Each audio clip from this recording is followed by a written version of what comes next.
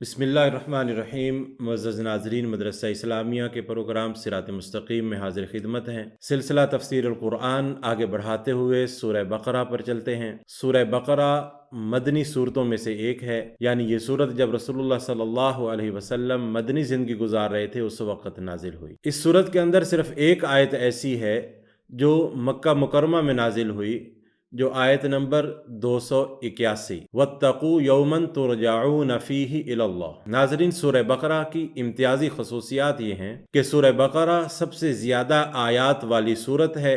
اس صورت میں 286 آیات ہیں۔ سورہ بقرہ سب سے زیادہ احکام پر مشتمل ہے۔ سورہ بقرہ کے مختلف نام بھی ہیں۔ سورہ بقرہ کا ایک نام جو مشہور ہے وہ ہے سورہ بقرہ، یعنی اس کے اندر بنی اسرائیل کی گائے کا واقعہ پیش کیا گیا۔ سورہ بقرہ کا ایک نام سنام القرآن بھی ہے، جیسا کہ رسول اللہ صلی اللہ علیہ وسلم نے ارشاد فرمایا، لِكُلِّ شَيْءٍ سِنَامٌ، ہر ایک چیز کے لیے بلندی ہے، وَسِنَامُ الْقُرْآنِ الْبَقَرَةُ، اور قرآن کے لیے بلندی سورہ بقرہ ہے۔ اور اسی روایت کے اندر آگے آتا ہے کہ وَفِيهَا آیَةٌ هِيَ سَيِّدَةُ آیَ القرآن آیت الکرسی۔ اسی صورت کے اندر ایک ایسی آیت بھی ہے جسے سیدۃ آیات القرآن کہا جاتا ہے، وہ آیت الکرسی ہے۔ سورہ بقرہ کا ایک نام الزہرا بھی ہے۔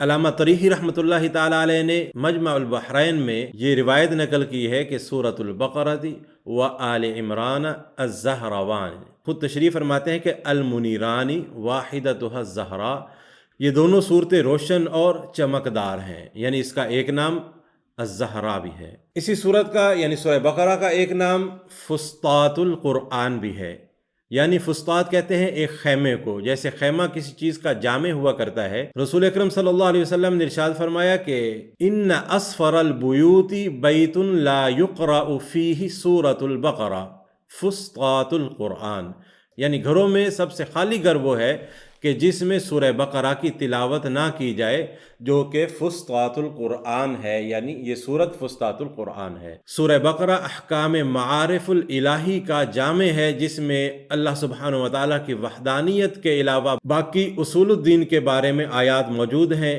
اس سورت میں خالق اور مخلوق کے بارے میں آیات ہیں۔ اس سورت میں ایمان، اہل ایمان، کفر اور اہل کفر، نفاق اور انفاق کا تذکرہ بھی ہے۔ اسی طرح بعض انبیاء علیہ السلام کے قصے بھی صورت میں موجود ہیں۔ قرآن کریم کے معجزات کا بیان، احکام شرعیہ، نماز، روزہ اور حج کا بیان، اور اس کے علاوہ دوسرے مسائل جیسے قبلہ کی تبدیلی، زواج و طلاق، تجارت، والدین، سود، انفاق وغیرہ کا بیان بھی اس صورت کے اندر ہے۔ ناظرین، اس صورت کے فضائل کے اندر یہ آتا ہے کہ قرآن مجید کی صورتوں میں سب سے افضل سورہ ہے۔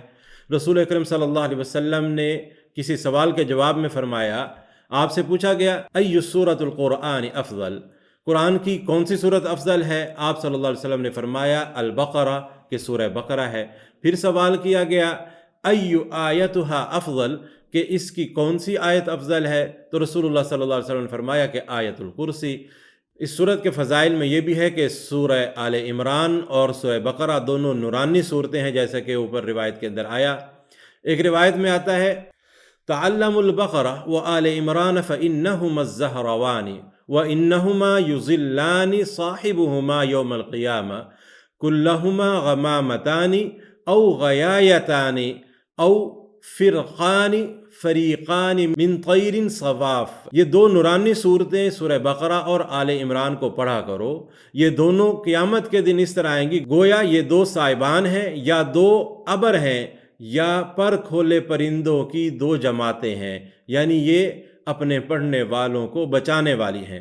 آپ صلی اللہ علیہ وسلم نے فرمایا من قرأ فصلوات اللہ ورحمتہ علیہ وأعطی من الاجر الی آخر الحدیث۔ اس کا ترجمہ یہ ہے کہ جو بھی اس سورت کو تلاوت کرے گا وہ اللہ کے درود و سلام اور لامتناہی رحمتوں کا مستحق ہوگا، اور اسے 1 سال تک کی اللہ کے راہ میں جہاد کرنے کا ثواب عطا ہوگا، اور کفار کا اس پر کوئی بھی خوف و دبدبہ نہ ہوگا۔ اس کے بعد رسول اللہ صلی اللہ علیہ وسلم نے فرمایا کہ اے ابئی مسلمانوں سے کہو کہ سورہ بقرہ کو یاد کریں، کیونکہ اسے سیکھنا برکت ہے اور ترک کرنا ندامت ہے۔